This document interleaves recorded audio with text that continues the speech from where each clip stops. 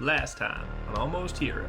We pick up inside of Luther, now Bryn's Legends Hall, waking up from a long rest after an exhausting night full of lore. Glenn wakes up to find Bryn cleaning and repairing the hall with the help of Madge. We headed to the Matic Tavern for some breakfast ales and to hatch plan for where to go next. Glenn bravely tested Tom with coming up with a new drink, which luckily turns out to be drinkable this time.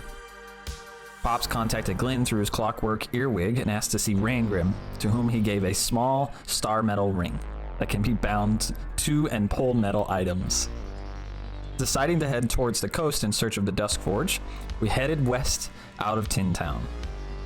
On the way, we came across a caravan of wagons driven by the previous refugees of the Boulder Fist mine, on their way to stock up on some fresh DOS dogs to sell. Fresh is up, still in question, but we also made a quick detour through Whitport for a little roll and talk with Cedric to catch up on current events and to task him with some new lore to begin researching. As the sun started to set and we were looking for a place to camp that night, a magical darkness enveloped the wagon and Kazmo was swept into the air by two giant bat-like creatures.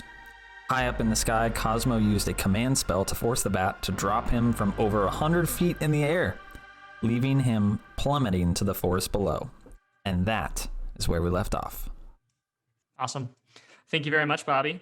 That brings us to episode 36, High Profile.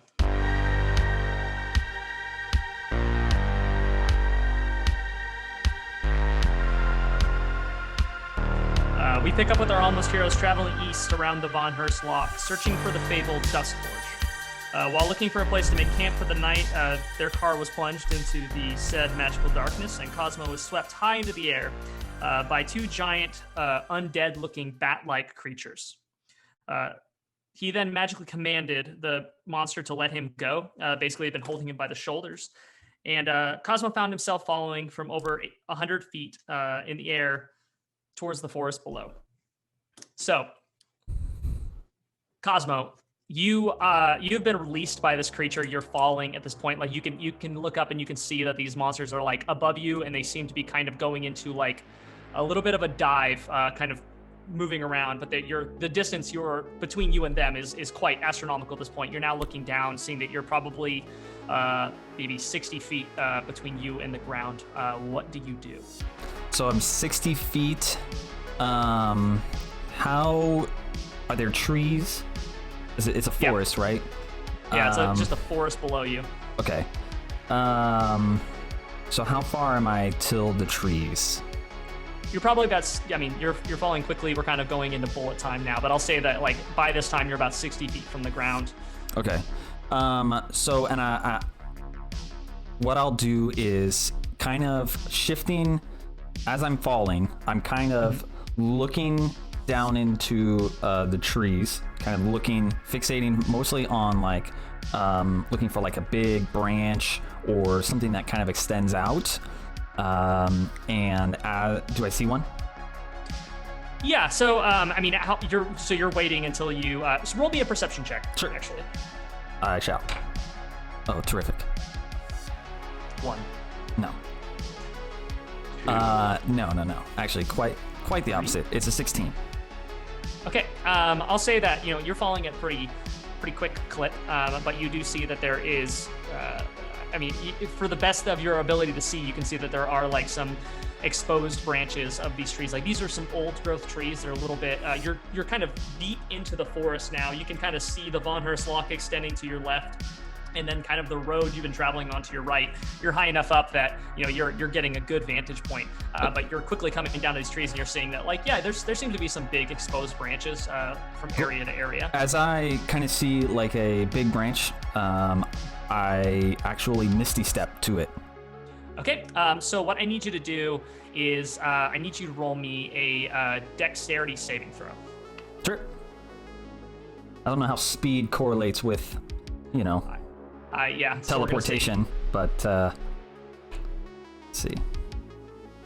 Oh, dude, crushed it. 23. Okay, so with the 23, you basically are able to, so as you're about to misty step, you actually feel like you can hear this like wind whistling as this bat-like creature was dive bombing to actually grab you again. And like as you misty step out of the way, you basically like disappear. This thing flies through the smoke in that 30-foot distance, and you kind of like land with way more like very Glen-like agility on this branch, and you're kind of like like kind of balancing on it with your feet. You don't land on it hard on your stomach or anything like that. You're like actually like standing on this branch that's probably far too narrow for you and your plate mail armor.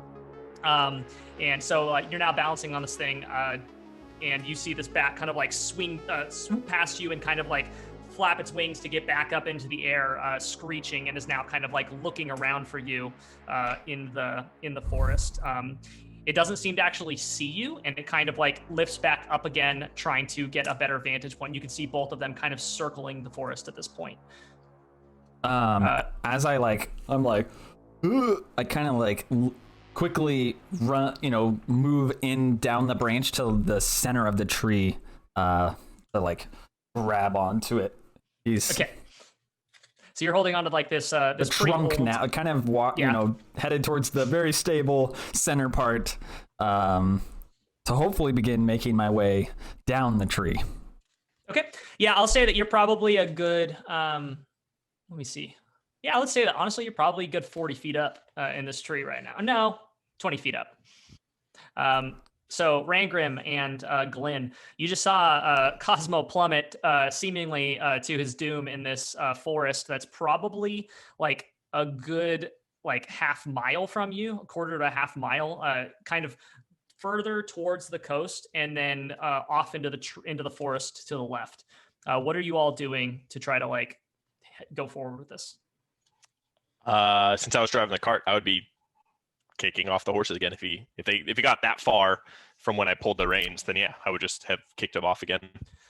I assume too that you probably like were heading that direction kind of like before you started seeing him fall. Like as they were heading off in that direction, I can kind of like, I would assume that you probably were following, trying to stay with him as much as possible. Yeah. So the way we ended last time, I thought he picked him straight up, but if they had like carried out, we would have been following him the whole time. Absolutely. Okay. So at this point, roll me. So Glenn, whoever is actually in charge of the, Cologne and Champagne on the cart, roll me a animal handling check.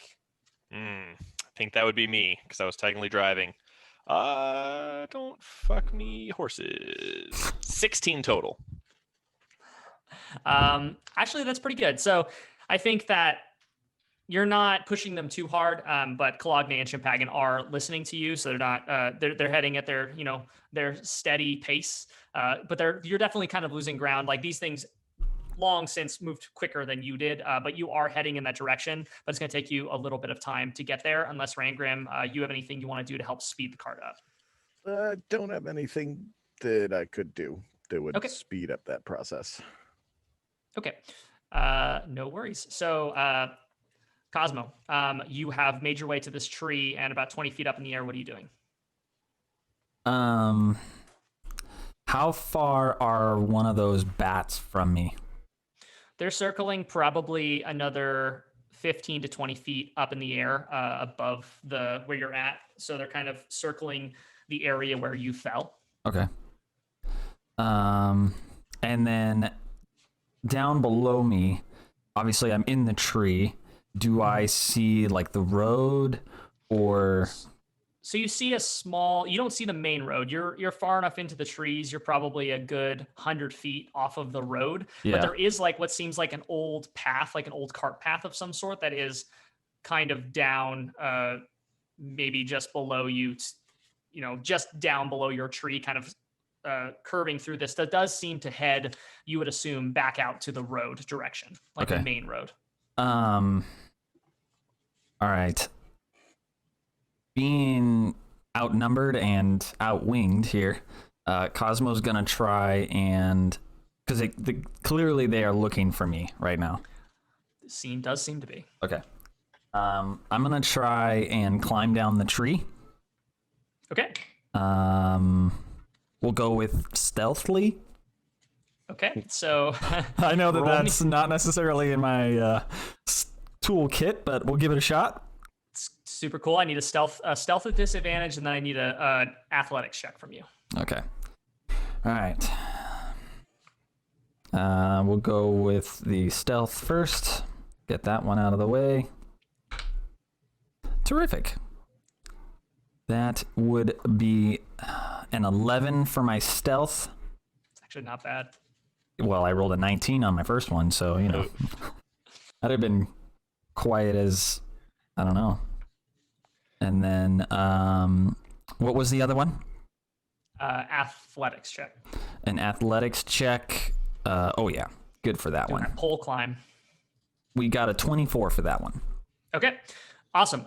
So I'll say that you're sliding down this tree, and I think because like you're kind of in the, basically you're kind of covered by branches until about halfway down it. So I'll say that, yeah, because of your strength check, your athletics check, you're able to like hold on to this tree, and you are definitely like making some scraping noises coming down this thing, knocking some bark off some small branches. But you are able to make your way down to the ground. As you do, it does, you can actually hear that these things are kind of coming a little bit lower, and you see one of them land probably like 30 feet away from you on the ground, and is kind of like looking around and smelling. You can now see that this creature is like, it looks like a massive bat the size of like probably a good 20 to 30 foot wingspan. And it just looks like it is muscle and bone is like exposed, and the sinew is like, it just seems like it's dry. And this, like, it just looks like wrong. It doesn't look right. It looks like this thing was like a monstrous bat at some point in time, and it's just like decomposing and falling apart. As this thing moves, it makes like a cracking noise, as if like it is just, you know, barely holding together. Yeah. And then as it lands, I'm going to use my divine sense to detect. Obviously, I think I have an idea of whether or not it's good or evil, but I want to know if this thing is like a fiend or an undead.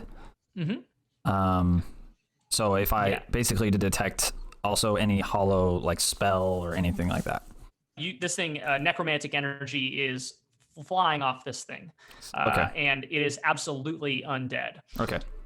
I will also say, roll me a Arcana check or a religion check, whichever one you would prefer. Both have +0, so it is a strong 4. Okay. For let's just go Arcana. I'll say that there's something about this that's familiar to you. That's all I'm gonna give you. Oh, okay. That's I couldn't imagine if I rolled better on that one. You gave me that on a 4. Oh gosh. I mean, there's definitely could have been a little bit more information, but hey, you know what? You're like, this is weirdly familiar. And as you're thinking that, you see this thing's head just kind of like, it's smelling the air, and its head just kind of whips towards you, and its eyes are just like these, they look like red, like burning like pits, like embers in each of their eyes. And it looks over to you, and it just like mouth opens up unnaturally wide, these like fangs and exposed like decomposing like gums and whatnot are just kind of like open in this nasty rasping screech that it puts in your direction. I need for you to make me a Constitution saving throw. Oh yeah, I do those real good too. Oh yeah, that is a 14 + 8, so 22. Okay. Okay, so you feel this screech just wash over you, and you're able to kind of shrug it off. You do take 5 damage of psychic damage as this like screech just kind of like, you can feel your like whole head just kind of start to shake and like almost a little trickle of blood starts coming out of your ear as this thing just like bursts one of your eardrums. Ooh. As it clearly knows where I'm at, I whip one of my light axes at its face. So with that, we're going to go into initiative. Rangrim and Glenn, you basically got to a point. Actually, roll me, Glenn, if you want to roll a perception check, and then also survival checks from both of Perception is a 22. Survival is a 2. What'd you get, Rangrim? And did you just need a survival from me? You can do both of them if you'd like, but I'll take your passive if you roll lower than that for your perception. You can just take my passive. Okay. So that was only an 11 for survival. Okay, so with both of your perceptions, you all have a pretty good idea of where you saw Kazmo fall. So you've kind of like lined yourself up. You're riding this cart like, you know, at your steady donkey pace along the edge on the road, and you're like looking for a way into this forest that, you know, could potentially like take you in deeper without actually having to ford through the trees. And you come across this little path. Then with the survival check, you head in on one of these roads, but you're not making it. It's like your speed has slowed down because you're just having a hard time like making your way through this forest. There's branches down. You're just having a really hard time like getting out and like having to move things out of the way. This is clearly not a pathway that is utilized very often. Sure. But you see these creatures, at least one of them right now, kind of like circling over the trees, and then you see one of them kind of dive down into where you think you saw Kazmo fall. So you all are getting closer at this point. So Kazmo, roll me initiative. Oh, okay. I'll actually take initiatives from Rangrim and Glenn as well, just to have them. Initiative for me is a 12. Tight. Rangrim got a 4. Clint rolls a lot. 23. No, 22. So, Kazmo, I'm going to give you that throw that acts as a surprise round. So roll me a range attack with your hand axe. Okay. It's a 15 to hit. Okay, that does hit. Cool. So I whip this thing in the face for 7 damage. Okay, yeah. So you throw this hand axe, and it kind of like glances off like the side of their face, and as it does, like you see that like this like partially decomposing like bat ear that kind of like is sticking off of this, it like almost just skins like the skin and the sinew off the side of this thing's head, just like exposing the skull and bone beneath. Just kind of like the skin just kind of slops off as your axe like glances to the side and just lands maybe a good 10 feet behind the creature. And with that, it just screeches at you, and on all fours, like on its wings and on its legs in the back, it just kind of like fully just dives at you into a charge, covering the distance pretty quickly, and it is going to go in for a bite attack. So that first one is going to be a 21 to hit, a 15 plus 6. Yeah, that hits. Okay. It's going to be, come on. Woo. It's a good one. 12 damage as it basically dives at you and just like catches you on the shoulder with its jaws, and it's just like shaking you, and it's these sharpened like elongated fangs just kind of like find holes through your armor and like gaps between the mail, and just like digs into the meat beneath there. And you said as it was it's doing 12 damage? 12 damage. Okay. Yeah. And as it's doing that, you can kind of hear a whistling noise as this bony tail comes whipping around from the side and is trying to like just completely slash you across the back of your head. I don't think that one's going to get you though. That is only a 13 to hit, so that is going to miss. Yeah. So this thing glances kind of impotently off the back of your armor, but you feel this like bone just like scratch on the back of your armor as this thing still has you in its jaws. And as that is happening, you see the other one kind of reacting to the screech come kind of like circling lower and lower as well. Kazmo, it is your turn. Am I grappled now? You're not grappled. Okay, all right. I just want to clarify. Mm-hmm. As this thing, let me see. As this thing like is trying to bite me, and do I hear the other one coming? Yes, it seems to be. You can hear the flapping of its wings, kind of displacement of air, and it seems to be coming towards you. Okay. Kazmo is just gonna say, like, the one in front of him, not the one that I can hear the wings. Mm-hmm. He's just gonna say, "Go on, get!" And then he's going to cast a command on it. Okay. Come on, get.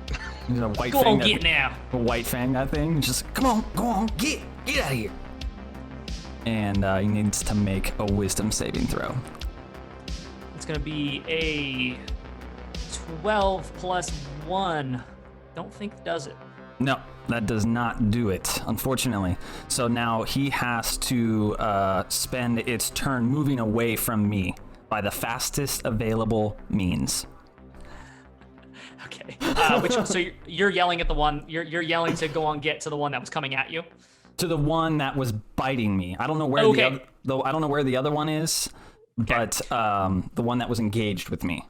Okay, yeah. So you basically, this thing, like you hear its teeth kind of slurp out of you as it makes this like another screech, but this time it almost out of fear. Okay, I need you to make me a dexterity saving throw, a strength saving throw with advantage. Strength saving throw with advantage. As it starts, it basically pulls its teeth out of you and starts fully buffeting its wings to get away from you as quickly as it possibly can. You're trying to keep your footing. How's a nat 20 for a 27 do you? I feel great that I've used one of your nat 20s up today. So yeah, you're basically able to hold yourself, kind of lean into this thing with your anger and your pain that you're feeling right now as this thing's like wings start beating and like buffeting the ground, like dust flying up, and it moves away from you and is kind of flying up in the air again, and you cannot see it because it is over the trees. Glenn and Rangrim, you can see it, and you're able to roll me 2 more. Each of you roll me survival checks. Natural 20, sir. There you go. Got a big ol' 8. On a survival check, so you know that's good. It's definitely a bat, a winged one at that. Rangrim, this is just kind of you're able to see this creature kind of come above the tree level and are able to like realize there's a small you were on the wrong path and there's a pathway just to your right that's kind of connecting you directly to this other path as well. So you're able to kind of get yourself onto the correct one, and you will that you're probably less than 100 feet away from what is going on, and I can actually hear Kazmo struggling with these creatures. I'll say that you're able to you're kind of like 17, you're trying to orient yourself really quickly because you can't see, like you fall into this, you're trying to figure out which direction is which. You can't see the sky, you can't see the water, you can't see anything. So you're trying to orient yourself. You're like, okay, I think this is the right way, and you start heading to the right here along this pathway, utilizing your so it's going to be going this way. Oh, that way. Okay. Yeah, that's going to be your way out. You were right here. So 1, 2, 3, 4, 5. Okay. So, okay. I mean, you're able to pretty much make it to right here. And okay. as you're coming out, heading this way, you actually hear Rangrim and Glenn in this cart, just kind of, they basically, you guys kind of collide with each other almost at this point where you're trying to head that way and they're coming in. And as that's happening, cause that was the end of your turn, right, Kazmo? I'm obviously at this point, do I see the other one? If your turn is over, then well, no. Like, because I have a bonus action and I want to use it. Okay. So roll me a perception check then. Okay. With disadvantage because you're running away. Okay. Oh well, that's probably not gonna happen. Yeah, it's a 2. Okay, so you're trying to figure out, you're orienting yourself. You're running like down this path. You kind of see Rangrim and Glenn heading towards you in this cart. You're not really paying attention to, you don't know whether the monster is behind you or not. Okay. With everything that's going on, do you want to use your bonus action? No, what I'll do is in my movement, if I'm like running, I would have like kind of ducked into the trees to try and get some cover. I'm not trying to hide, as far as sound goes, but just create another barrier where hopefully they can't get to me or whatever. Okay, perfect. So as you're kind of running and you run into, I'm going to put Rangrim and Glenn on the map now. And it is going to be Rangrim's turn next if you want to prepare. Kazmo, as you're running to try to take cover behind this tree, you hear that kind of like whistling noise of something moving quickly through the air. And you realize that there's one of these creatures literally coming straight at you down this pathway, trying to dive bomb you. And it is I'm going to give it disadvantage on this attack because you've kind of ducked behind this tree. But it is basically going to try to just grab you from the back again and scoop you high into the air. Those are so bad. this thing flies, basically flies at you and flies past you and barely just kind of barely misses you, and kind of you hear its bony claws kind of snatch the air as it continues past, which is leading them directly at the cart. And at this point, and you feel its tail come snapping back at you, Cosmo, as it kind of whips by, and also misses with that one. I think that's a 7. And so it does not get you. And this thing is basically kind of clumsily heading towards the cart at this point, trying to gain altitude before it collides with these trees. But it is headed directly at the cart. Rangrim, it is your turn. This thing's maybe 15 feet in front of you. Did I get a go? I had an initiative 22. You're at the top of the order. We had already started below you, so you'll be next. So Rangrim is still in full sprint towards this giant bat thing, and I'm going to jump. He's diving at it in midair. I'm gonna cast Enlarge on myself and just like Goldberg's spirit and attempt to just grapple it. Okay, awesome. I think I need to do a strength contest with you. Yes, and I do believe Enlarge gives me advantage, or I forget what it is. Yes, I have advantage on strength checks and strength saving throws. Sweet. So that'll be a 22. Okay. Awesome. So yeah, that is. So I have a 18 plus 4, so actually matched you. 22. Ooh. So you dive onto this thing, and so I'll say that you grab onto it, and this thing is basically it wraps around you at the same time, and because of your weight, there's absolutely no way it can fly off with you. So basically, I think at this point, it is. I think you've wrapped your arms around it, but it also has grabbed onto you as well. And it is basically just you guys are kind of stuck in a deadlock. It's just not going anywhere, flapping as we kind of doing a spin around. I'm totally fine with that. Awesome. I guess that would be your full action to do that. So I would say at this point though, absolutely this thing, anyone attacking it will have advantage on it because Rangrim has it grabbed right now in his big, oversized, gray dwarf arms as this thing is trying to fly away and is unable to. So Glenn, it is your turn. You're muted. I'm gonna jump on its back and attack with Booming Blade. Cool. I also wanted to mention that the one that I fleed, it only has to do it for the one turn. Okay. Just that's good to know. Thank you. It's not like a fear where it has to save. It's only burns its next turn or whatever. Awesome. Rangrim, I will say that because you guys grappled each other on that, it would have the same, you have advantage on it because you're holding on to it and all your party would, but the other thing would also have advantage on you. That's fair. I'm a big old dwarf now. It was 23 to hit, so 20 damage total. I'm guessing 23 hits. It certainly does. And also, it's going to do some extra damage because of a feature called Brittle. Neat. So you do roll an extra 2d6. Happily. Plus a d8 for the Booming Blade. Okay. Yeah, just tell me which the would total. be so 32 total damage. Okay. Yeah. So so you're saying you jump down onto this thing with your double-bladed scimitar. Yes, I'm guessing if he is grappling it, it's about Rangrim height. I'm going to jump off the cart, jump onto its back, stab it, and then as I'm going to take the rest of my speed to move back to the cart and take the bonus action of hiding and just tuck myself out of the way. Okay. Sounds good. I'm actually going to make Rangrim bigger here real quick. It's a 23 for my stealth check, for what it's worth. Big boy Rangrim. There we go. Did he enlarge? Get some. Yeah, he used enlarge. Nice. So you all are all kinds of entangled right now. Just can't stop doing that Luther voice at this point after doing it for an entire session. Episode, yeah, that's awesome. Sweet, awesome. So Rad. Yeah, so that thing just took a butt ton of damage, and I also know that if it moves towards you, it'll take its extra booming blade damage, which I think at this point has it. It moves on its own at all. I think it's okay. if it moves away from him at all, or if it just moves at all, right? If it moves from its spot willingly, it is boomed. It's gonna get a boom to get through. One turn. So if it tries to get away from Rangrim, is it just one turn? It has to be doing it in its next turn. Or is it only last one turn? My guess would be just that. Yeah, it's one round. Yeah. Sweet.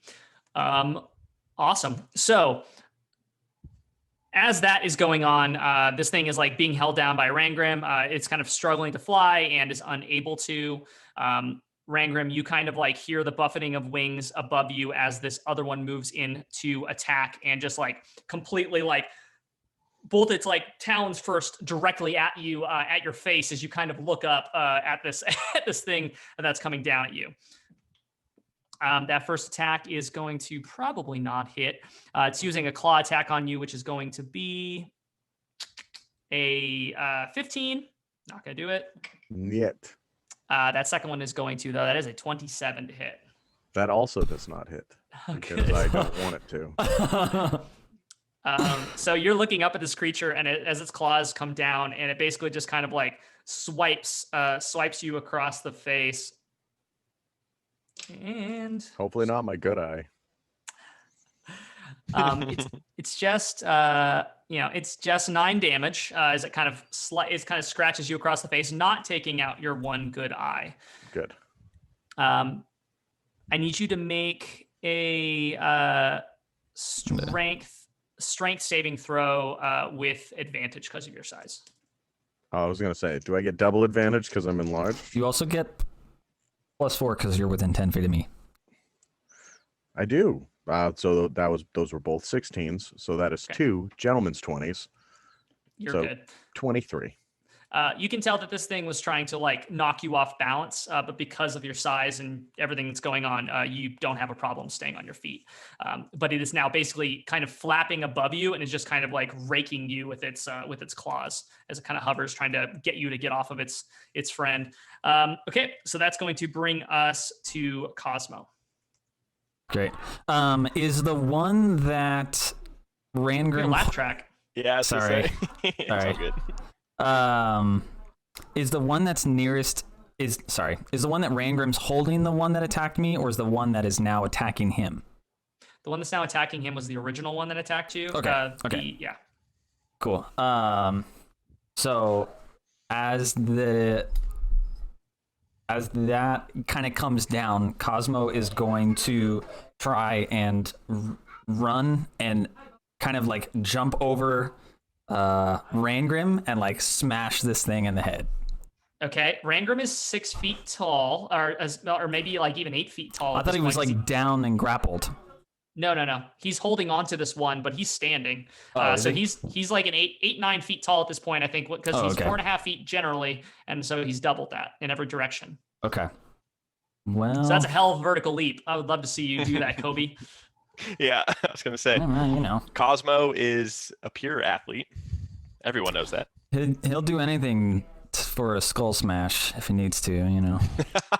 You could probably try to like run up if you want to do an acrobatics. You could probably try to run up the back of Rangrim or get up him somehow, or there's definitely some other ways to potentially get up there. But you could also have advantage on the one that he's grabbing and holding down towards the ground if you wanted to attack that one. No, I think he feels something special for this one that's out in front of him, I guess. So actually, we're just gonna go for it. So Kazmo is okay. So sorry, I'm trying to. So he's standing. The thing is like down on top of him. So I would have to like be on his shoulders to hit this thing. Is that what you're telling me? Yeah. So you need to crawl your way up Rangrim. So I would need an acrobatics check from you to be able to like get up to the top of him with your movement. Okay. All right. And then cool. All right. All right. Let me just check one other because I don't want to cross weird things here and not be able to. Don't cross the streams. I'm not gonna cross the Cross the streams. streams. Turns out you're supposed to cross streams the whole time. Right. Crossing streams are the friends we made along the way. Yeah, we're gonna do that. If that's So, not the name, if that's not your memoirs, I don't wanna Crossing read them. streams. Crossing the streams. So Cosmo is going to Misty Step up onto Rangrim's shoulders. Burning those spell slots. I love it. Oh, well, that's fine. He's feeling feisty. He got dropped 100 feet in the air. I think he earned it. Roll me a dexterity saving throw. Sure. I'm working these dice out tonight. Dexterity saving throw. Another 16. Okay. You're able to land on Rangrim's pretty broad shoulders. So now, Rangrim, you have a Cosmo parrot. And as he like gets up there and he's just right in front of the thing's face, he's just, "Hello, Ogle, it's me again." And he just like smashes his war pick down on this thing's skull naturally. Awesome. Hits. Roll me And, that attack. Or those attacks. Let's see. So it's gonna be a 17 on the first one. And come on, nope.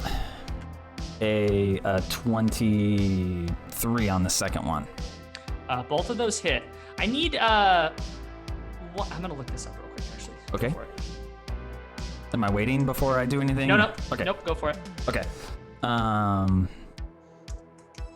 Okay, I'll roll some damage here.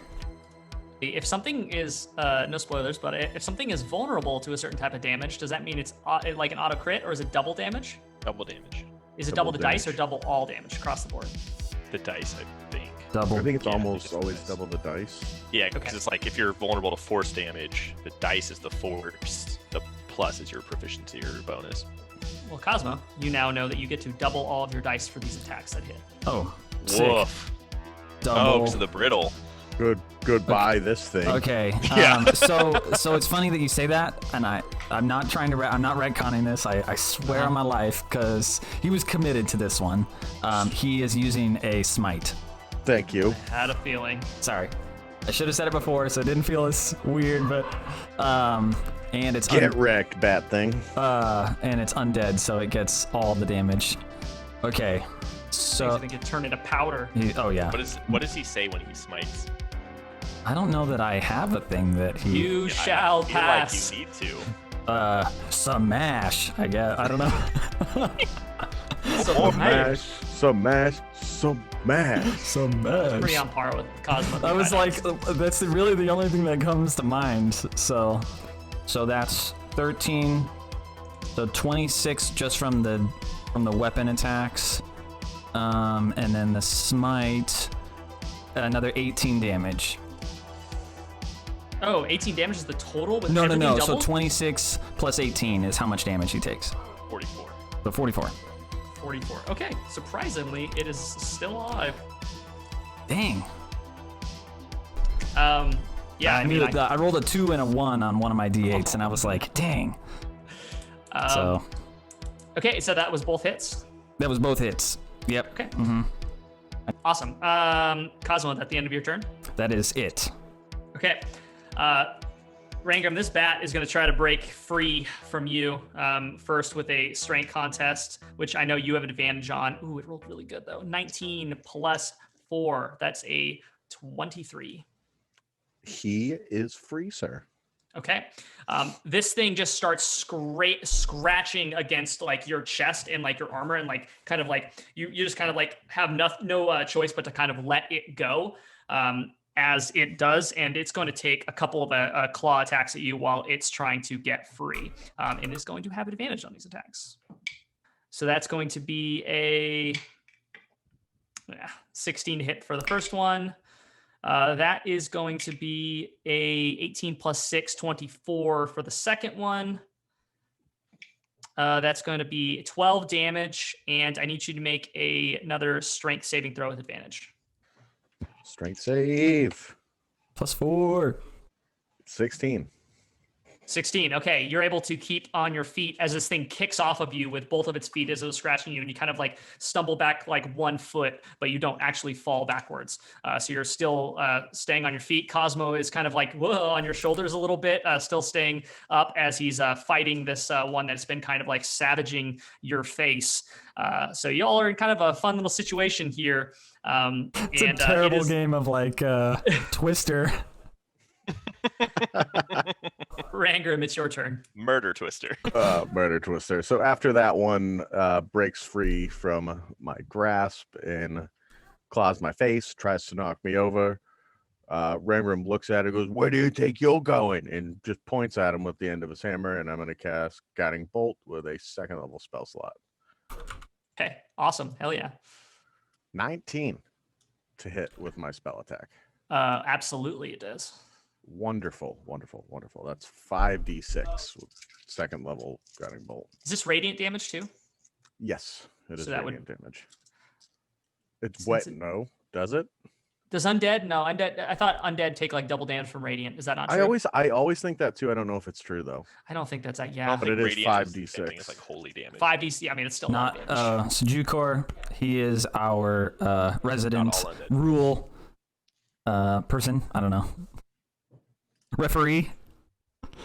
Well, it's only 21 damage. Only 21 damage. from And that you're doing it Guiding on Bolt. the one that was the one that just kicked off your chest, or the one Yeah, above that's your the face? one that I had previously was grappling. Yep. You said 22. 21. 21. Okay. The one I'm on? These things are both bloodied, technically, even though they don't seem to have very much blood in them. But they are like, you can see pieces of them falling off as you blast them with this guiding bolt, and like it's illuminated with this radiant light. And like these pieces of its body are just like kind of falling off. It's flapping. There's literally just like parts of bone and sinew just kind of falling to the ground. Seems to be less and less of it with every single turn. Okay, so. And that is also correct, Radar. The next attack does have disadvantage on that squishy boy. Advantage. Advantage, yes. That would be a bad spell if everything that you cast that on then had disadvantage. Yeah, that'd be Worst so You bad. can't. It's guiding glowing, thing so you ever. can't hit it. Yeah. Oh God, I can't. Too kind. What? I can't even hit it now. It's so bright. Sweet. Glenn, it's your turn. Which one looks the most bloodied, but What- not bleeding? The one that Cosmo just smashed rained down bits of bone and pieces and shards of stuff all over Rangrim and Cosmo, and kind of just that one looks like it's barely keeping itself flying. Probably only has like at least one side of its face. Okay. And they look the same, right? It doesn't seem like one is bigger than the other by any means. Like they're both just as. Oh, they're both the same, very similar. I'm going to. Fuck. I have so many things I want to do, but the shiny one's really. That's just the next attack, right? It gets advantage on. Right? It's not the next turn. It's before the end of my next turn. Tight. Okay. It has advantage on the. I'm gonna next get attack weird with instead. it. Glenn is going to again hiding behind the cart. He's going to run across Champagne, be like, "Oh, thanks, sweet girl," and like as I'm guessing she's just like eating, just gonna jump off her head, take a step off Rangrim's shoulder, and then jump onto the back of the monster bat that is on the left, the one that Cosmo attacked. Okay, great. Tight. Roll me a acrobatics check. Happily, that is a 19 plus 8. That is a 27. Also known as, I think it's going to do it. That's gonna work. Tight. Even better. I'm going to take one of the pearls that was previously a dust of dryness, and I'm gonna punch into this thing and pop it, and make a 15-foot cube of water inside this bat. Okay, let's go. That's amazing. Good luck figuring out how to do damage. So what I'm going to do is I'm going to let you roll 4d6. I need you to hit first, though. So roll to hit first, I guess.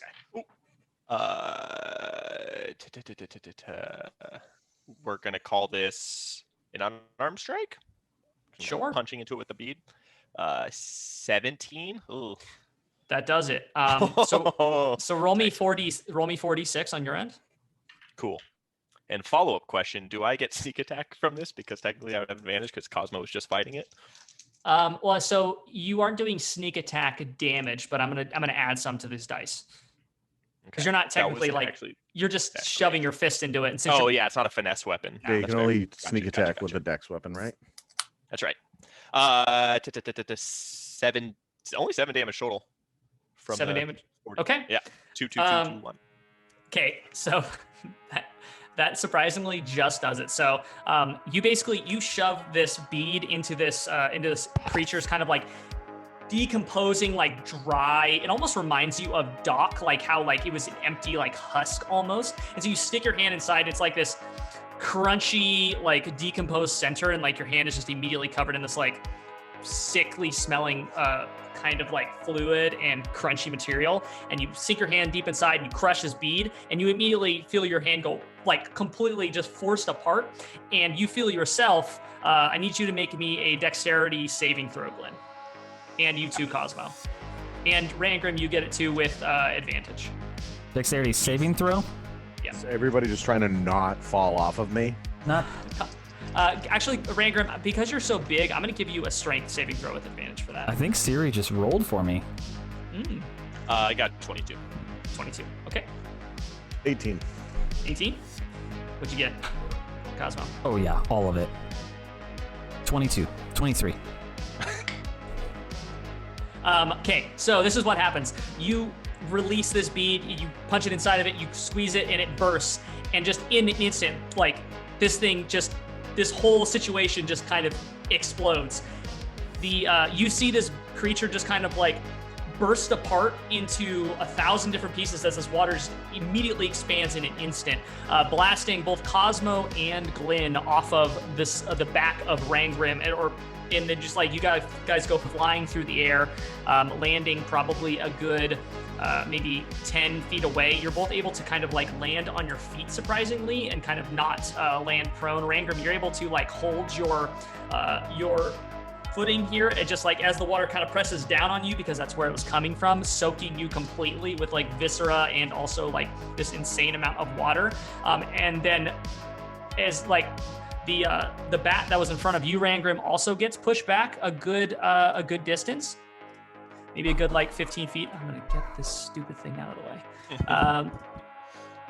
And sorry, to end my turn, I'm gonna bonus action hide wherever I got pushed to. Okay. And then after about a second, then you start feeling like these pieces of bone and matter just kind of like start raining down from the sky as like water and all this other stuff just kind of like went up in the air and just all kind of comes down and just and splats all around both of you. So Rangrim, you're standing there. Cosmo, you kind of landed over here a little bit. Glenn, you landed kind of in this direction, and this is kind of your spread now at this point. You can be hiding in this tree, Glenn. So 23 to hide. 23 to hide. I mean, you are very much hidden. You kind of got pushed back sideways back into this tree, kind of grabbed onto a branch, and you're just kind of up in the tree now at this point. So that is absolutely dead. That is going to bring us to that's actually going to bring us to Cosmo. Cosmo, you've just landed after being kind of water gunned off of Rangrim's shoulders here, and you're in the trees. This other bat is kind of like collecting itself after being blasted back about 15 feet. Seems to be absolutely sopping wet. What do you want to do? Seeing its friend or whatever bat companion get dusted, does it's his husband. It's like his life partner.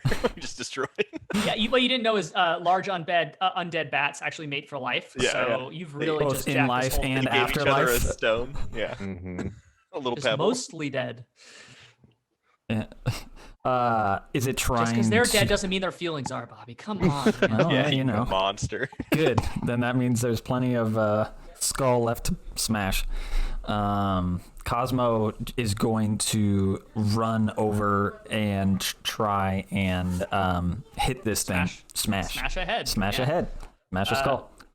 Go for it. So you're able to move your way over there. Yeah, there you go. And Roll attacks. roll those attacks. Rolling. Right. No, that doesn't feel strong. 15? Yes, that does hit. Oh, okay. Oh, well, that one's gonna miss. That one's a 9. So. Does not do it. But it takes double damage on a hit? Double the dice. Oh, good. Double the dice. Don't fail me this time. Dice. Well, close. So that's gonna be 10 damage. Okay. It takes that 10 damage and more of it kind of falls off of it. Now that it's kind of wet, it like less crunchy. It's kind of like this weird, like dry kind of wet mix sound. It's like a bag of like partially wet sand being hit. It's really gross. Cosmo, I have a question for you. Mm-hmm. Where does Cosmo keep the platinum key on his person? The platinum key, I kind of imagine like inside of his chest breastplate, like in like a pouch, kind of like so. Awesome. This thing seems to like turn its like coal, like burning coal eyes on you, Cosmo, with this like look of not like hatred, but just like it has a drive to like get at you. That's going to be a 18 plus 5, 23 to attack. Yes. Okay. I'm gonna roll the second one as well, just for good measure. Actually, let me see I need you to do me a strength saving throw. Oh, sure. Oh yeah, all of the strength saving. A 25. Okay. So this thing comes at you with its claws and just like rakes these claws across you and seems to be kind of like driving at you, trying to basically just like knock you off balance, and you're able to hold your footing and stand firm. That's going to be 12 damage, a plus 4 for that, for the actual damage from that claw. The secondary one, holy shit, that's a nat 20. Dang. Its tail whips around and it is going to try to like literally wrap around you with its tail, which is also going to do damage. That's going to be, that's a shitty roll. 6 damage, and I need you to make me another strength saving throw. 6 damage total? Yes. Hold on here. So 12 plus 6 then. So 18 damage total for that round. And I need another strength saving throw? Yes. Oh yeah. Feeling spicy. 20. 20. Okay, this thing's tail wraps around you and tries like pulling your feet out from underneath you. But so now it's like basically on you and it's scratching you from the front, and its tail is kind of wrapped around your body. You're not grappled, but it is like around you. This thing is absolutely trying to tear you apart. Rangram, it's your turn. Okay. So Cosmo is he actually like grappled by its tail right now? He's not grappled by it, but it is all about Cosmo currently. It's all about Cosmo. Well, I'm gonna keep it simple, and Rangrim's going to be like, "Hey, dickhead!" and I'm gonna cast a 3rd level guiding bolt at this one. Okay, all right. Ooh, that's good. Nice. 27 for that guiding bolt. How does it die? Oof. Rangrim sees it. "I dickhead, leave my friend alone," and basically just points his hammer at him, and it just Jesus beams light right out of his hammer. Jesus beams. I don't think he did that, but that's fair. Cosmo, And it, just You it didn't read blows that a part of the hole like, Bible? clear through it. Like it doesn't explode. He just goes pew, and it just blows a hole clean through it. It's more like a Frieza death ray. I can almost see it like Cosmo. This thing is like wrapped around you and just like scratching at you, and then there's like beam of light from behind you just like blast this thing, and then you just see like it kind of just like get pulled apart as in like disintegrate in front of your face as it just like this beam is just like way too powerful for it and just rips it apart. And like just all these pieces of it just kind of like go flying past in front of you, and then you're just kind of left standing there, and you turn around and Rangrim's like pointing his hammer at you and has cleared this thing off of you. And yeah, you all are now out of combat, deep in the woods, near the Von Hurst lock. What do you do? Rangram would look at any of the remains that have like fallen. I'm going to go into my pouch and bring out the last little bit of what I think we had referred to as necrocane, which was the dust from one of those like creepy guys that were talking about the tattered lord. Yep. And Rangram is smelling the remains of these things as well as the. I know how this looks given the context, but the necrocane. And I want to know, do they smell like the same kind of undead funk? So I'll say that You probably. don't do cocaine, you just like the way it smells, right? Yeah, Rangram doesn't do that. So I'll say that honestly, I think you're probably the perfect person to do this. For one thing, you had the remains of those what I'll call tattered soldiers, as well as you have the heightened sense of smell because of the item that Constable Hunter gave you. And you know that this thing absolutely, I'm not even gonna make you roll for it. This absolutely is similar. And as you're looking down at these pieces of these bats that are laying and scattered across the ground, these little like bones and just like pieces of sinew, you see them just like start to almost like those sped up versions of like those terrible movies showing like decomposing animals. You see this thing just like start to break down and turn into that black dust like right in front of you as you're like looking down at these things, and kind of like a wind whips by and you see kind of like some of it kind of start to blow away as this thing is disintegrating. And yeah, it's very similar. The bones as well. The bones and the sinew, like this thing is just like decomposing in real time, like in super sped up time. I wanted a giant bat head for the cart. That would have been sick. Right. Yeah, I guess that's happening. Glenn's gonna look over to Cosmo and just, I think they had a bone to pick with you, my friend. Did you piss off someone else's giant bird? Well, there's only one bird I generally like tend to piss off, but they sure did have the thing for me. I don't know why. But Maybe we keep you in the cart while we're traveling, because I think that big old target that I had on my back is now on squarely on your back. So why don't we be on the lookout for? well, I want to stay in a cart. I don't want to get picked up by any birds. well, it's a good thing No one's gonna pick you up, Rangram. it's a good thing I keep that target here on my chest. And he like pats, generally where. You go to pat where it is on your chest and you realize that one of the talons is actually like stuck into like between piece of your armor, and it's like it kind of like as you go to pat it, it kind of like turns to dust and poofs and kind of blows away. And you realize that like there had been like it was clearly very much targeted at that part of you. Oh, yep. I feel like that confirms it. They was after that thing that Luther tried to warn us about. The thing he Bryn? said that we shouldn't carry, and it would make things come after us, and he should hold on to it. But you insisted. Well, yeah. What? What could go wrong? Well, let me get that for you. And I'm just gonna put my hand on his armor and cast mending, and just fix it, and walk back to the cart and mutter something about how this quest is stupid and like just stuff under his breath. Glenn's gonna kind of follow Rangram and be like, "Hey man, if it wasn't for us, that'd be going after Tin Town, and we got to keep that place safe, right?" And just hops into the cart and starts like calm down. You got a point there. Magna and Cologne. But and Rangram's gonna take that like the manacles that I was using as like a bow and arrow, and I'm gonna put it on my belt and attach it to the side of the cart, so stuff can't pick me up off the cart. That's awesome. I'm making a seat belt. I was gonna say you invented seatbelts. That's amazing. I like it. Awesome. So initially you all were looking for a place to camp.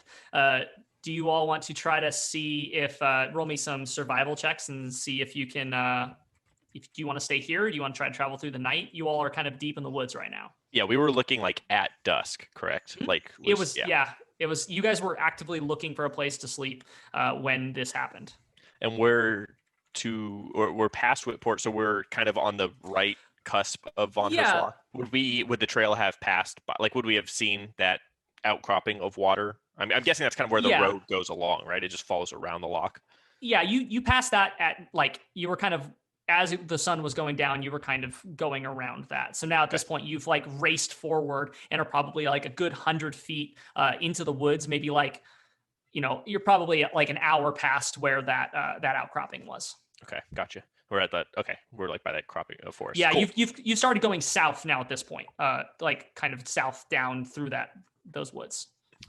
So Glenn would say, "Well, boys, I think we might still need to set up camp, but I think we should try to get back to at least close to the main road, have eyes on the main road, so we're not, in case we do have to get up and go early, we're not really confused about where we are. What do you guys think about that?" Well, given the wings on those two, it doesn't seem to matter where we camp. Well, I think maybe closer to the road in case we need to leave abruptly might not be too bad of an idea, but maybe in the trees at least. Yeah, a little tree coverage is a good idea. I agree. All right, and I start leading the horses or the donkey mule combination towards an outcropping that's like kind of tree covered, but within maybe like a 10-20 foot visual of the road, just so like in case we need to start booking it, we can. Sounds good. Roll me survival checks, all of you. I've never rolled a good survival check in this game. 9 total. Good. 20. I'm doing pretty all right with the survival check. Oh, that's without Bobby's. Oh, that's sorry. Bobby's is saving throws. Yes. So yes, 20. A 3. Okay, wonderful. Rangrim, these two are just like seemingly like not proficient at all with trying to find like these campsites. They're like looking around. Glenn and Cosmo both getting like very frustrated. They're like, there should be like some sort of opening a little bit closer, and like you're kind of just like sitting there and you just kind of like look to the side. You just like there's one just like right there, but behind these trees that seems to be completely going right over their heads, and you're able to point that out. And you can find that there's just like this little clearing. It doesn't seem like it was actually has been used as a campsite before. There's not like a campfire or anything like that. No old moldy tents this time. It's just like a natural clearing within the trees that you're able to pull the cart into, and it's probably a good like I'll say maybe like a 30 foot opening within these trees, and you can see like through the trees out to the road, and it's you just are able to like set up camp in this like little opening that's maybe like 20 feet off the road at this point. So as we're setting up camp and like we park the cart, Glenn looks over to the guys kind of excited. He's like, "Hey, I don't know if you guys realize, but our cart's kind of been upgraded." And he begins to like unfold, and basically what Glenn has done in his free time with the cart is he's turned the top canopy into like one of those campers that like shoots a canopy out and like stakes down and then like throws all the big heavy pillows out. So we have this like rain covered tent that's just off the full forge. And like as you look at the forge, it's like the forge on the right side towards the front of the cart, and towards the left is like just a full scale wall of items that could be sold. So it's like this little shop camping environment all in one. And Glenn Amazing. So that's pretty fancy there, Glenn or Rangrim, whoever fixed this up. Hey, I'm not gonna just slum it because I'm out and about. You gotta have the nicer things in life. And then takes out one of this a very small billow, like a Pop's version of a billow, but just like condensed, and starts heating up some tea. Can I make one request on the next upgrade? What's that? A bed. So the big pillows are for. They're about your size. I got something for you. I was going to do something else because I didn't know he did all this. And I'm just going to go to any... I'm assuming there's 1 or 2 trees that have like fallen, like dead wood somewhere. I'm going to cast Fabricate on them, and it just makes a king-size bed for Kazmo. Oh my god. Because as long as there's raw material, I can just bam things. Is it just a tree shaped or a bed, like a bed shaped tree? I can just make things out of raw material that fit in a 10 by 10 cube, or 8 consecutive 5-foot cubes. It can change like materials. Like change it into a different material, or you just make it into a tree shaped bed or bed shaped. Like he's making like a cot, and then with all the blankets and pillows that I have, I see. Turn it into so I'm making. But I mean, we're talking. This is like 4-poster, real fancy bed. It looks real nice, and then me and Glenn are putting the pillows on it. Yeah, I can't wait for someone else to stumble onto this. Yeah, like, we're this leaving that clearing. behind. Yeah. Oh yeah, that's staying.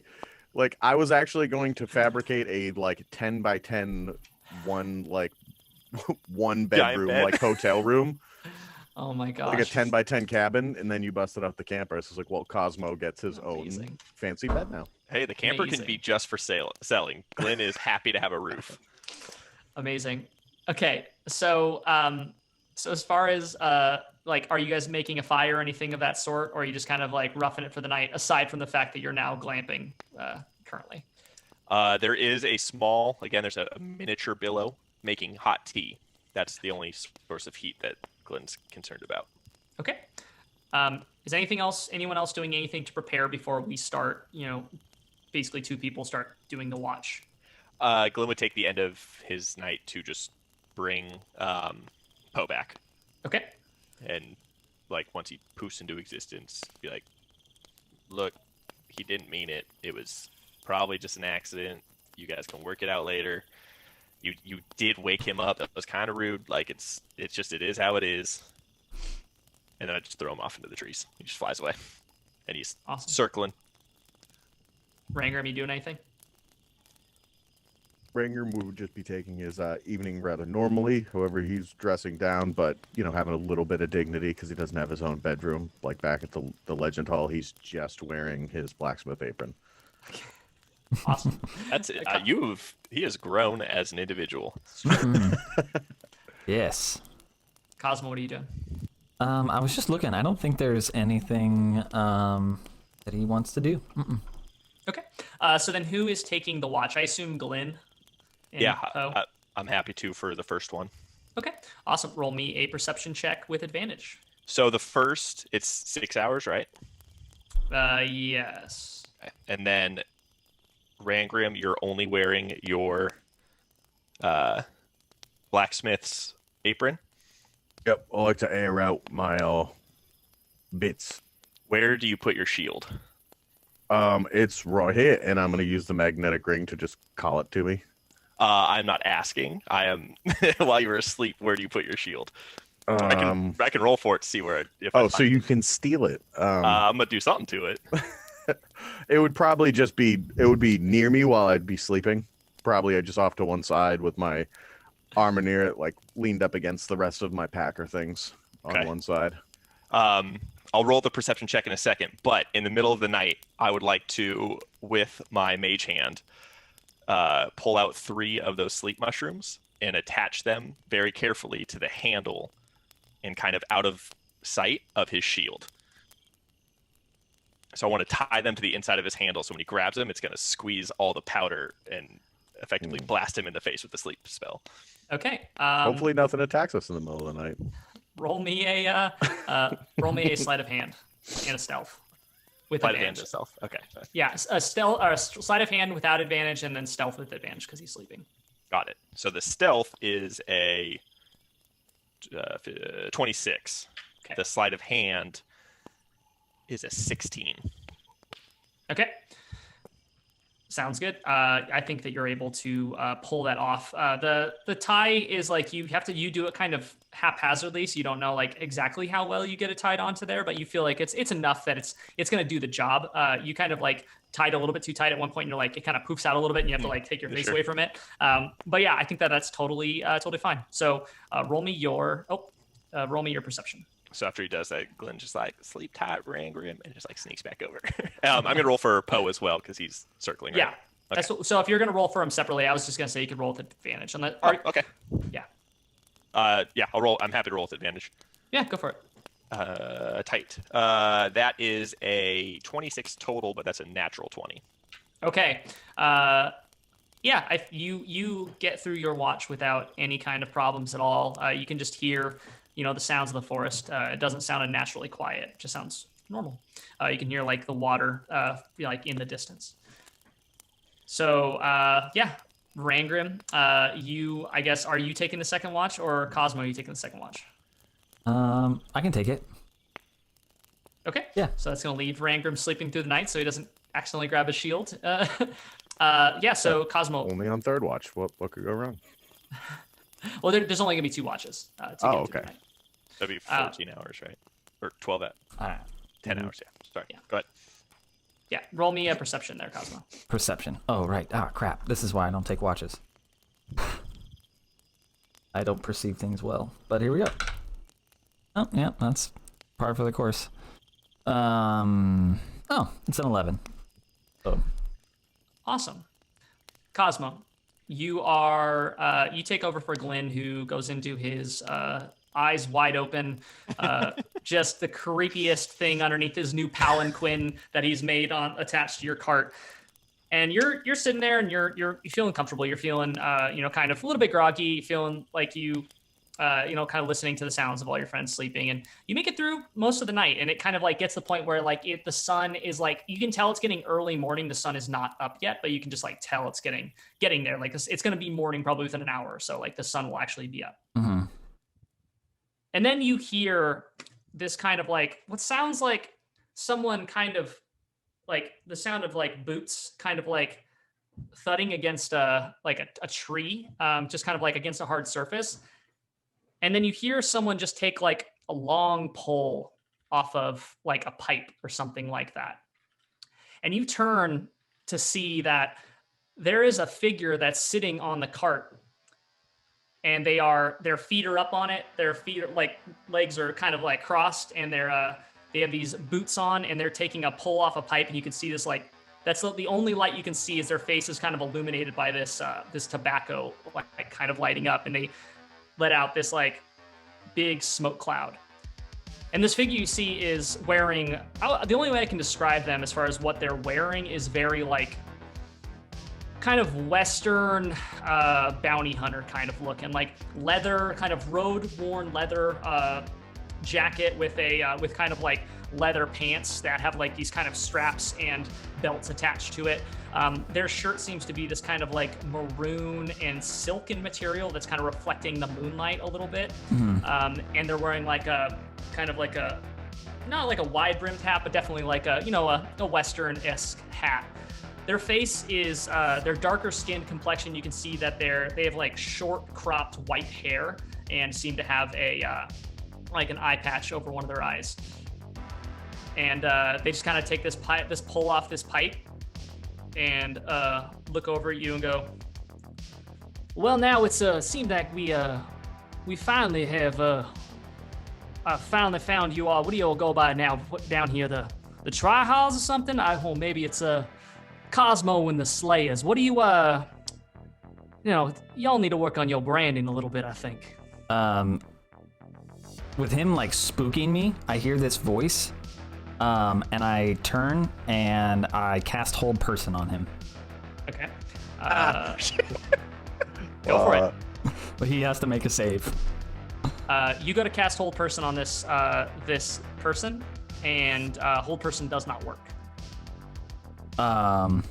It just doesn't work. Like it's not. I'm not DM bullshitting you here. It just doesn't. Like you go to cast Hold Person works on people, and this thing just doesn't. There's no target. People. It doesn't. There's no target to actually cast this on.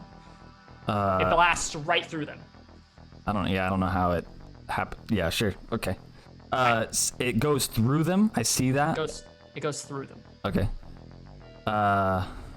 Seeing that, Cosmos just is like, well, you should not spook and come up and sneak up on people like that. Before you want to talk to me about me branding, I'll brand your face with me X. Well, I don't think that's kind of the sort of way we want to start off this conversation. Why don't you all maybe wake up some of your friends, and we can have ourselves just a little bit of a talk, huh? Well, that we can talk, but just spooking people in the middle of the night. What did you expect? He starts.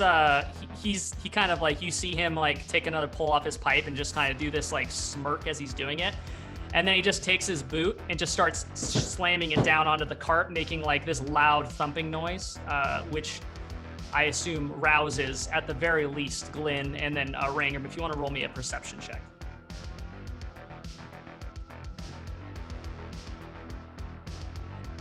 Perception with Cosmos, that's a 23. Okay.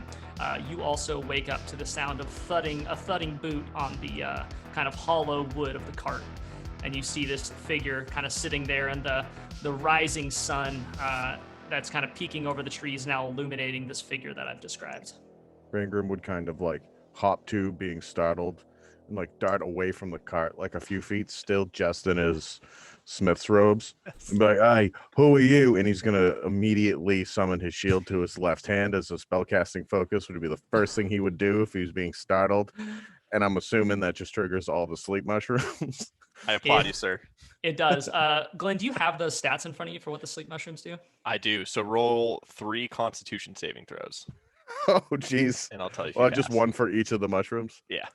Con saves. I'm good on those though. Yeah. Well, Plus that one You have right off the bat, I rolled a 9, so I don't think. It's +4 if you're. Oh, +4, so that'd be a 13. And I think that you probably, since it's a poison, you would have advantage for being a dwarf, I believe. Is it a poison? It says it's casts- advantage against poison, Oh. as in like the poison condition or being poisoned, Gotcha. Then no. like poison damage. Yeah, no. So yeah, the and I'm sorry, that was not a 9; it was actually an 8. So even with Cosmo's thing, it's only a 12. Yeah, you're asleep. So I'm like, "Hey, what's going on here?" Some of my shield, boom, boom, face down, like in the mud. I'm assuming you can see like my dwarf butt, just like I'm like face down. Well, Oh, it's amazing. Glenn just that starts seem- laughing. He's like, "Oh my god, I can't believe it worked." Like would Cosmo see this like cloud of mushroom? Like, Oh yeah, it's like a purple poop. It just poof, and then he just collapses into the ground, face down. Goes, well, that was not my intention at all. Cosmo thinking that it was this being was like, you best start talking. Oh my! Cosmo, it's good. That was me. I did that last night. That wasn't this guy. Although I do agree, you probably should start talking. Who are you?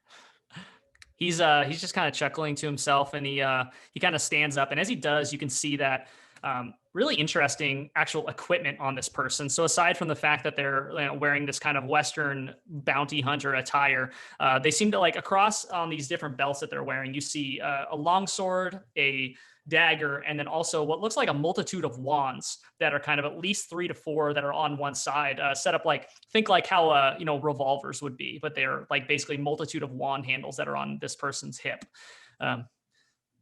Now y'all have been making quite a stir down here. Finally reached the ears of my esteemed benefactor, and well, I figured maybe it's time to come meet you and say hello. Glenn is going to be casting Mage Hand and smacking Rangrim awake. You picked a really bad time to come say hello. Well, I do apologize, but it's seldom that I run into a group where 2 out of the 3 of them have as high of prices on their heads as y'all do. 2 out of Prices. 3 of us. Which one's the poor one? Clearly, Well, it's me. I'll let you all decide that for yourself. I don't want to give away everything right off the bat, but don't worry you little heads about it. Myself and my benefactor haven't taken on your contracts as of yet, so at least not at this time. Well, that's lucky for you, or your skull might be next. He just laughs again and takes another pull off of his thing. Goes, well, you got quite a mouth on you, little one. Would be a shame to see that just shut permanently, wouldn't it? And Cosmo just is like not feeling it, and he's just like, "Come get it!" And you see the like spark, like the crackle in his weapon. At this point, Glenn is just like waking up Rangrim because he's just recognizing that this He's is not. Rangrim just face down, snoring in mud. I imagine just like a mud puddle. It's like bubbling around his face. Yeah, because it's like the sleep. Like I can wake you up. So whenever you're ready to come to, but I'm just like, Oh, you kinda can? shaking. Okay. Yeah. This isn't like Okay. death sleep. This is just put you to sleep. So realizing that he's not making it very far with talking to Cosmo and doesn't seem to be getting annoyed at this point, at least not visually, but he starts addressing Glenn as you're kind of waking Rangrim up and goes, maybe you're a little bit smarter than your friend over here. My benefactor is interested in talking to you all. Thinks that it could be an equitable partnership. And to be honest, I was till I saw your friend pass himself out there, I was curious to see what you all could, were capable of as well. Well, if you think that's cool, I can do a lot of other things than just pass myself out on occasion. I totally know how I did that. And he like coughs and like there's like dirt coming out of his mouth. Yeah, I'm glad to know we've, I guess, made somewhat of a name for ourselves, but your benefactor sounds a lot like a previous consult that we might have run into. So we're all just a little bit on edge right now. You mind maybe provide some information besides being this dark, brooding character that just turned up in the middle of a campsite?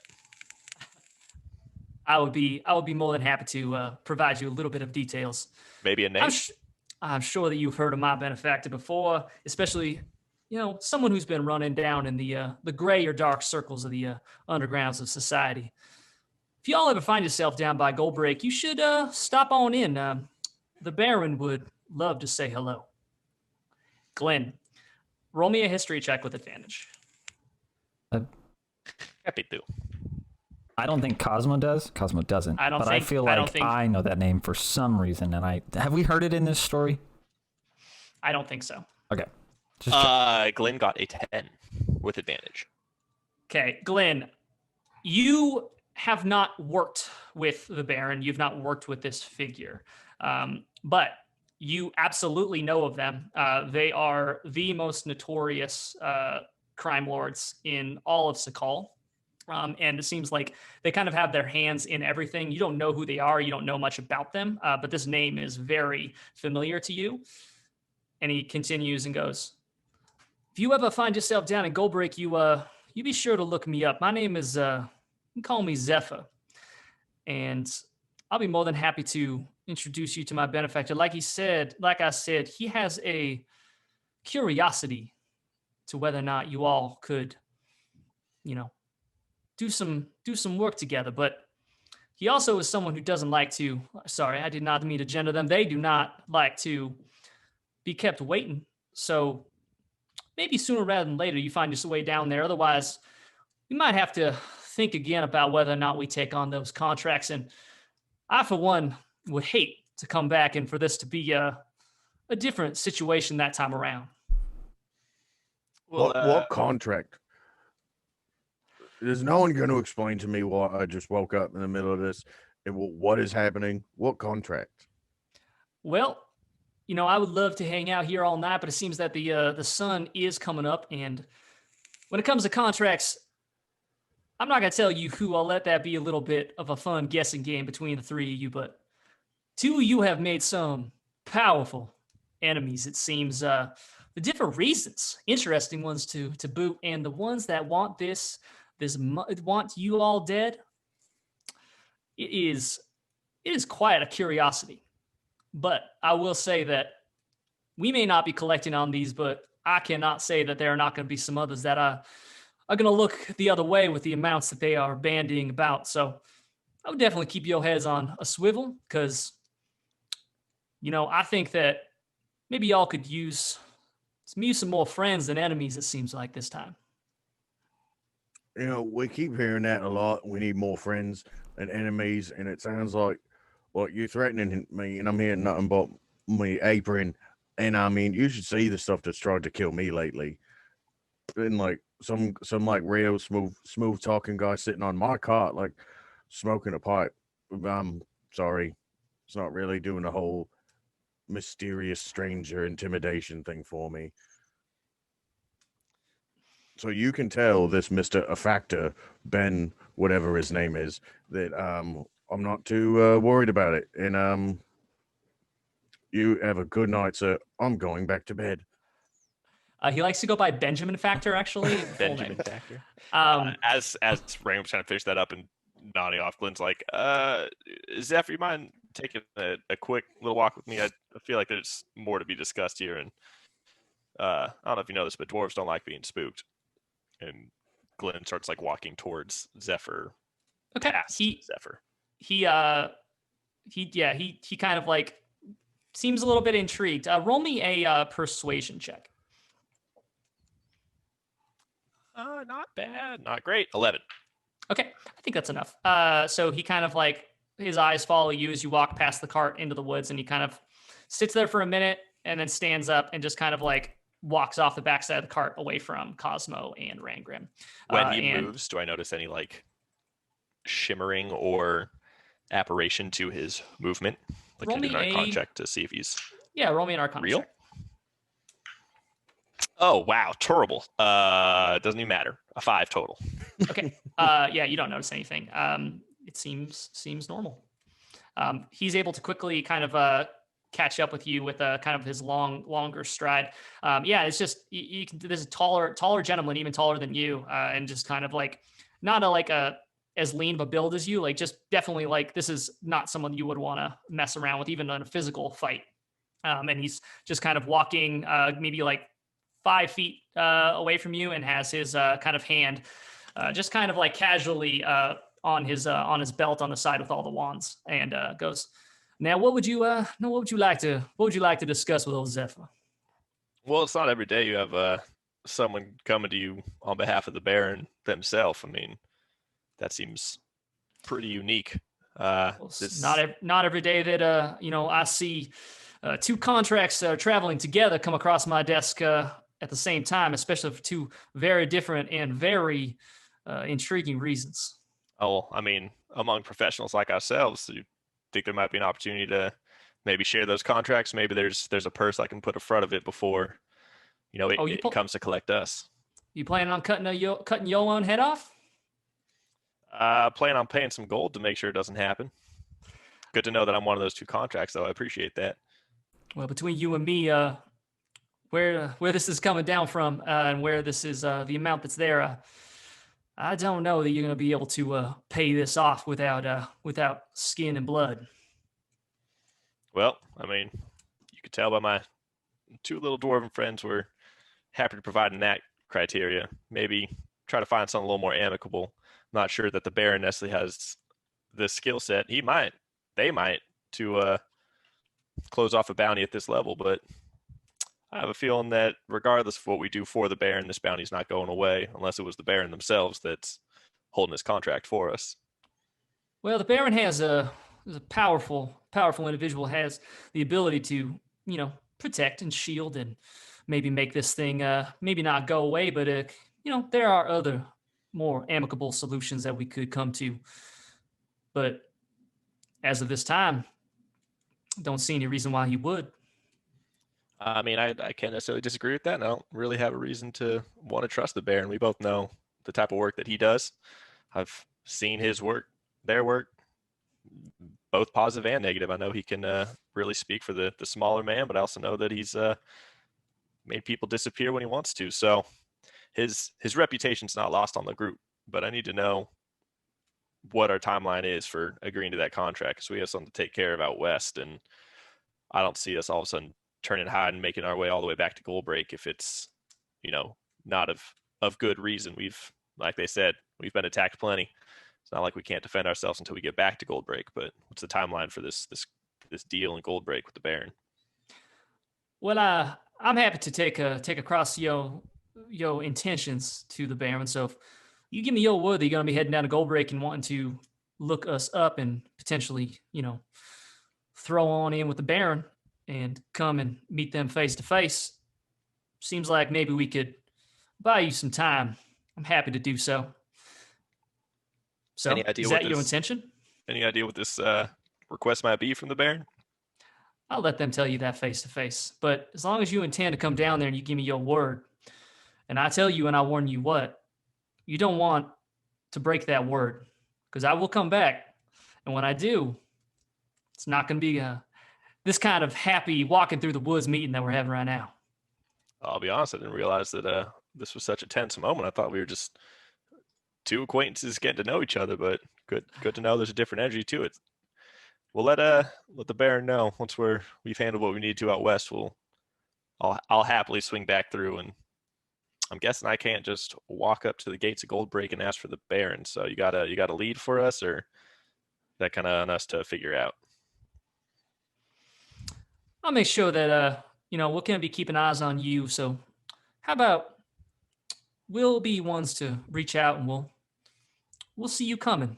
And he takes a long drag off of his pipe, and just kind of as he exhales, it seems like this figure is almost pulled into the smoke that is exhaled, kind of like blowing around you, and like it's almost like they turn like kind of turn into smoke and like kind of poof out in this this smoke cloud that like kind of envelops you, and then as it disperses, Zephyr is gone.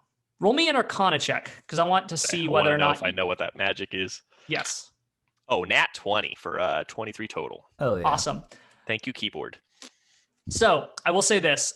You understand this to be, especially because you're so familiar with it, you understand this to be illusion magic. You also understand it to be short range illusion magic. Yep. So I don't know whether my next question. I don't know whether or not you are happy or unhappy to know that this figure is at least within a certain distance of you. They are not a bajillion miles away. They to cast this spell. They are within a certain distance of you. So Poe, who is actively in the air, is going to do a scan to see if they see him. Oh, they do not. I just 17 plus something or other. I just rolled a nat 20 on my stealth. Ah. So Poe flying around, it's trying to, I don't know whether you're looking through their eyes or whatnot, but they are not able to see anything within the trees or without. Well, Glenn walks back to the camp and just kind of looks over the guys like, well, looks like we'll be making a stop in Gold Break soon. Let's keep heading west, and just starts to pack up the cart. I guess, but why am I so tired? Yeah, I don't know, man. It was What happened? Like, I didn't fall asleep. But I thought I woke up and then I fell asleep again. Yeah. I had a weird dream. I think you just kind of dreamt that you were awake. You like got to school and you. It was like, remember those mushrooms that we were like walking through all of them, and like the horses were getting all messed up, and it was like that. Except Cosmo's mom was there, and it was a weird dream. She kept making me sandwiches. But I mean, how is Amy doing? Is she okay? I mean, it was a dream, Glenn. I wasn't really there. Hey, man, dreams are powerful. They speak to us. Was I really there? This ring room just like walks off and starts putting his armor on. And is like kind of like, whoa, like he got a little tripped out by that. Yeah, he tripped himself out. I don't know what happened there, Rangrim. You jumped to me aid and then you passed out in the dirt. I hope that I don't make a habit of that. Well, you know, it's wild. You do make a habit out of doing things without you knowing. Well, that's very true. Well, come on, that was only that one time, and then the other one, right? And then the maybe other one. The third time, the other one, but right. What's that? Third time's a charm, right? So we're fine. We're fine. Right. Everything comes in threes, right? Mm-hmm. Yep. Mm-hmm. Yeah. Right. Well, whatever that thing was. Next time he comes around, I'm probably gonna just smash him. That was really... He's sneaking up on a dwarf like that?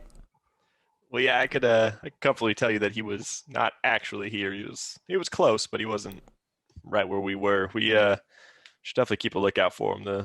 The benefactor he speaks of is one that I've intentionally avoided doing work with for lots of reasons. So if the Baron wants to see us, the Baron's going to see us, just whether or not we're alive or dead. So I feel like we'll be making a trip to Gold Break sometime soon. Well, and it sounds like whatever we do in the meantime, two of us are high-profile individuals. I found out one of them is me, so my ego is perfect. Feeling good. That makes sense. It wouldn't have been Cosmo, so it's probably me. Well, I can't imagine why somebody want me head. Usually, I mean, you did kill probably someone that might have been tied to like some family. All you dwarfs are like really connected, right? Most of the Aren't you time, all like cousins technically? Now, most of the time, I only kill people. At this point, most things that I've killed have been dead already. Except Sigrid. And she challenged me. And didn't you kill Bongrin? Who? Oh no, they just thought you did. They thought, they thought I did. I'll stop telling people you killed him too, then, because that was your I remember you didn't. It was okay. She killed him, but trying to frame you for convincing framing, because I forgot for a while that you didn't actually kill him. No, yeah. Golly convinced you. Somebody convinced? No. It's right. Yeah. Well, I think one of the two of you's got a nice bounty, and I'm hoping it's not Cosmo, because that would be 2 big old bullseyes on his back. But What? we need to figure out who put these bounties out, because it sounded like it was a number that I couldn't reach, and that's concerning. Well, I definitely couldn't have gotten that high. And Start reaching out to some of my connections and a little bit of the underground once we find our way to the next major town, and see if I can't figure out who put the bounty out for us. well, now that you know there's a bounty on your head, you'll have to do it quietly.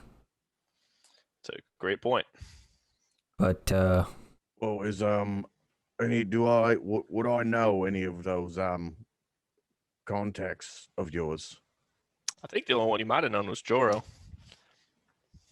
Would he know? Would he does he hang in those sewing those circles? The Turner phrase that you would use for that. Does he know those kinds of people? Yeah, absolutely. Joro would. I've still know a few more that kind of sprinkle themselves throughout Tikal. Made my way over here through the connection with one, so I'll put out some feelers. I've been trying to avoid Goldbreak because countries tend to talk to each other, so we'll need to be careful if we ever make our way there. he did try to give us a name. They were really bad names. Did you hear what he said? The tryhards and the the Kazmo and the Slayers. What? I think we've been getting nicknames. I mean, maybe it's some of Nybarg's work. Maybe they're workshopping some ideas as they travel. Well, yeah. I mean, for us to have a name like that is kind of silly. I mean, we're not that famous. We're like, I guess we're almost heroes. Well, we officially said the title and then also the episode today, so it's very good. Love it. We should come up with a name that is less real. What if we actually go with Luther's Legends? Especially nobody knows him. That's true. I mean, we could point them back to a small town that probably no one's ever heard of. Well, they won't even know. It's like he doesn't exist. So Hey, we already got the browning. I think there's a logo that we could probably copyright and start that way. I'm all for it. So is that what we're calling ourselves now? We're Luther's Legends. You could be Bryn's buddies. No one really knows who Bryn is. That sounds a little too fluffy. But we'll figure that out. We got a lot of road ahead. Workshop it. Yeah. It's okay. We can do some branding while we travel. What? So, not to expedite you all, just looking at the time, but so if you all are able to get back out to the road and are looking for a town, the closest one if you're trying to head towards the Dusk Forge, trying to find out where that is, the closest one to that would be Rockdale, which is going to be location number 29. If you wanted to go directly to the coast, that would be you would head directly to location 13, which is Westreach. I think the goal was to head to. You guys want to do Dusk Forge first, correct? Dan, you wanted to learn about Rangram. Wanted to learn about the. Okay. Mm-hmm. Yeah. We'll start looking for signposts and whatnot for Rockdale, I guess. Okay. So you all, it's like early morning, sun's coming up. You get back out to the road and you all are heading kind of like south around. Basically it kind of separates at this point. It's kind of like heading away from the Von Hurst Lock a lot, like almost through this like little valley between the two forests that are flanking you on either side. And so you're this kind of like wide pathway is heading that way. You all travel like for like the better part of the day, and I'll say that it's probably like early afternoon when roll me perception checks, all of you, or I can just use the passives too. Rolled 2 14s for a gentleman's 20. I was going to tell you to shoot my passive, but I rolled, and it was a 15. Okay. Wait, did you say with advantage?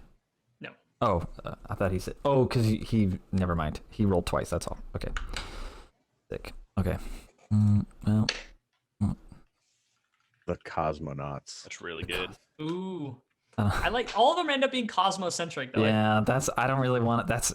Personally, I don't want it to be centered around him. Cosmonauts is just... too good.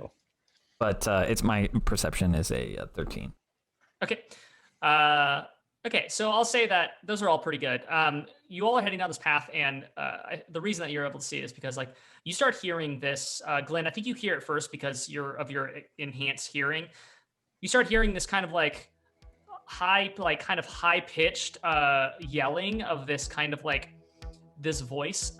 Just kind of seems like further down the path, and you can see that there is like some sort of kind of rectangular form that seems to be kind of like partially in the ground, and the dirt path, like clay path, kind of like half a mile or a quarter mile away down the path, seems to be kind of like almost like a liquid. And this like rectangular, like cart-like form seems to be almost being swallowed up by this, by the actual path itself. And you can hear someone yelling. Let's say Rangrim's maybe driving the cart. Go, Rangrim, we need to kick it into overdrive, get Champagne and Cologne going. We got someone in trouble in front of us, and I think they're being eaten by the road. So, do with that what do you mean? Now the road's trying to kill us too? I think everything's just trying to kill us these days, but someone needs our help. Are you all heading further down, getting closer? Yep. Okay. So yeah, you kick it into full donkey speed ahead, and you head towards this cart. You see this extremely like ornamental cart, like super like this palanquin, like someone spent a lot of money on this thing. When you get closer to it, you're noticing like the ground itself is like literally rippling. This like clay pathway is like this clay road is like rippling, and this cart is like maybe 2/3 of the way covered, and you see like this person wearing these like extremely posh clothing. They have like kind of like white hair, and they are like of a voluptuous size. This person, they are smaller in stature. I think maybe like a gnome, but they seem to be about as wide as they are tall, and they are a thick boy, and sticking their head out of the window and just help me, as you can also see that their donkeys and their horses are like underneath, like you can just see the back ends of some of these things. You can also see legs and other like pieces of like not pieces of people, but like people that are like mostly completely covered by this ground, have been sucked into the ground, like literally legs standing up. And then as you're looking at this thing and you're getting a little bit closer, you see part of the road, this like lift itself up and kind of form a like torso and like head and arms, and just kind of like raise itself up around this palanquin, and you see this kind of noble figure looking up at it in terror, and that's where we're going to end the episode tonight. Oh, fuck. It's just a road mimic. If you guys have never... Didn't even Yeah, know it's it just was a road Right. Yeah, it's just a mimic. Nice. That sounds awful. That sounds terrible. Sounds weird, mostly. That'll be fine.